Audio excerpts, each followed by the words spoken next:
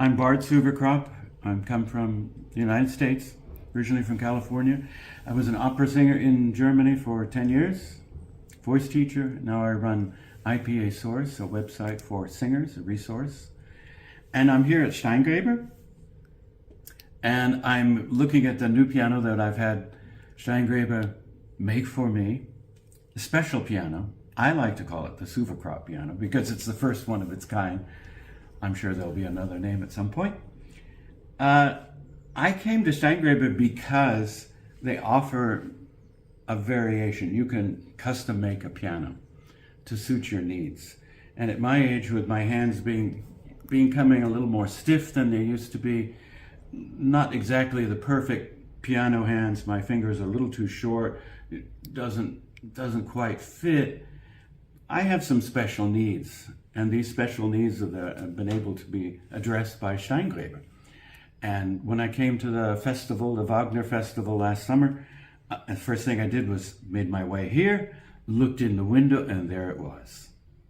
A piano that had a narrow keyboard, not the big wide keyboard of a normal piano, but then again, not like a little electronic piano where you have very small keys and you're playing like this, but something that would suit me much better for the kind of music that I normally play, which is late classic back to Bach in those eras. Then we need something that's a little faster action, something that is going to play a little bit more sensitively with a clear sound. And Steingraeber was able to take those ideas and say, we do this, we do that.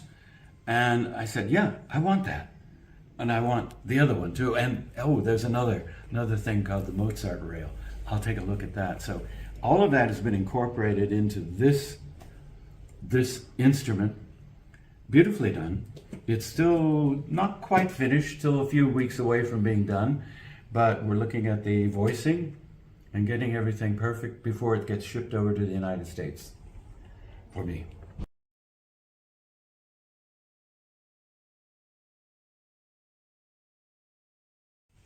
You know, it didn't take me any time at all to get used to this curved keyboard. The narrow keys are going to take a few more hours. I don't think a huge amount of time is necessary. When you're reaching for notes that are out here, they're going to be necessarily, if you're doing a large jump, it's going to be, 2 inches? Inch and a half difference. So where I'm used to leaping up here, it's going to be different. But it doesn't, I find it's not taking that much time after a few hours on the instrument to do that. The reason I needed that is because I feel like with a smaller hand, and it's not the big Russian hand here, I'm having to stretch too much. So I was watching famous pianists play, and they're all looking so very relaxed. And in my piano playing for the last 50 years, I've had problems with too much stress, too much strain in my hands. And I was looking at them and going, but they play octaves like this. I'm playing octaves like this. So why can't there be a keyboard that is in that area? And I close my eyes and I say, the perfect octave for me would be about this big. And I find out that there it is. So the keyboard, the octave is, instead of 6.5 inches, it's at 6 inches. So it dropping down by 1/2 an inch. It's not too much. Not that you feel like you're playing, oh, it's all wrong, but you just relax your hand. So for me, with these smaller hands, even though my fingers are a little thick, with the smaller length in my hands, it's so much more important. The curve comes out as we get older. You'll find out later, young people, that wrist gets a little bit more stiff. You have a little more strain here, and as you go up to the top notes, you tend to bend the wrist so that you can keep straight on into the piano. And with this, you're reaching all the way up to the top without having to bend the hand and create tension in here and create pain if you have arthritis, as I do. So both of those things together make for a much more relaxed playing, the smaller span, and the bit of a curve. It's not too much that it's disturbing. When you're reaching over the hands, I'm not having to reach here, which, being an older man that I am, tends to get in my shoulders too, and my shoulders don't want to move the way they did, so that I have just something to relax me a little bit. And I think even for somebody without any arthritis or any kind of problem physically, it's a much more natural way to play. The arms go this way, not this way. So this makes use of some of that. Obviously, not exaggerated.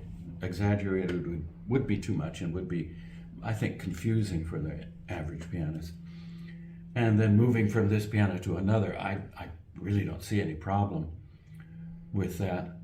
Certainly with the arch in it, that's not a problem. But perhaps with the narrow keys, if you only play a narrow keyed instrument and never played another piano, that might be a shift. But I'm not finding a big deal of change. I'm just finding, oh, that's so much more comfortable.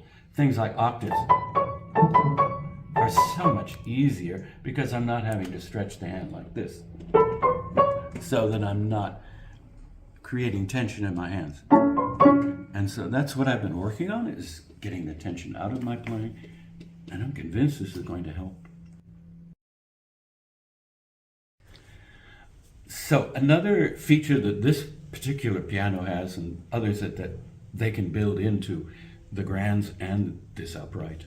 I think this is, Fanny, this is the first upright piano with a piano Correct. rail? Yeah. Yes. So obviously they can make it now into that. What happens is that I think I've always felt that there was too much room between where you touch the key and where you push it down and where it actually hits the note. So I'm going, well, that's wasted space. Why do we need that? I also play the clavichord, which has a very, very short distance between the top of the key and where it actually hits. This distance is, in a regular piano you have this, and this is a regular piano.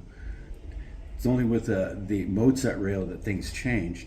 It gets rid of that. And maybe you can come over here and watch that. I'll drop these.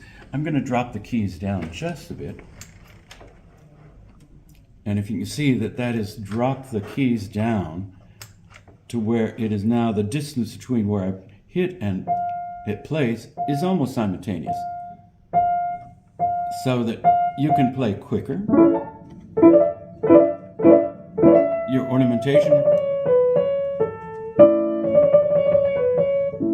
is easier to play, and it sounds lighter. It's almost like playing with the soft pedal, except that touch-wise, it's created a different effect in that it's much more almost like a forte piano, although you've got a piano sound, which is the best of both worlds, because we're used to the sound of a piano.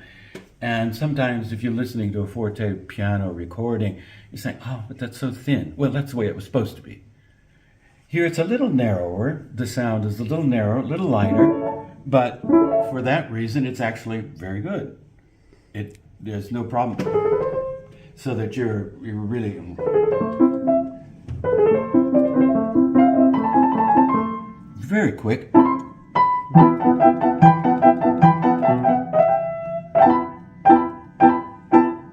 If I take that Mozart Rail off, that's not quite the same. It feels different because I'm going farther from here all the way down to where it's actually hitting the string. So you're using more effort, and you're going to slow down immediately because it takes too much time to get from point A to point B. Now, correct me if I'm wrong, Fanny. It's not only the keys are dropping down, but the hammers themselves are moving closer to the string. Yes, correct. So instead of going from here to there and hitting the string, it's starting from here. And so that, again, it's very reactive. It makes a very quick action. The action on the Steingraeber is light. I love it. So I'm not a piano technician, but I understand that the SFM has two magnets in it that the problem with an upright piano is that it doesn't have the weight of a grand piano. The hammer hits this way and drops back through gravity. But in an upright piano, you don't have that gravity effect. So what Steingraeber has done is they put two magnets within there instead of springs, and they have so that it will immediately attract. And so that speeds up the action again and gives you more of the feeling of a grand piano, so that I can, as I come down into the key and I play a little bit lower for a trill, that's going to continue to do that. Normally on an upright piano, you don't have that because it has to go back and then come, and there's nothing to hold it. And it's within this area, and there's no gravity or anything to bring it into place. If I'm understanding correctly how that all works. In effect, you don't need to know how it works because you can feel it. It feels like a concert grand piano, the way the action immediately comes back into place.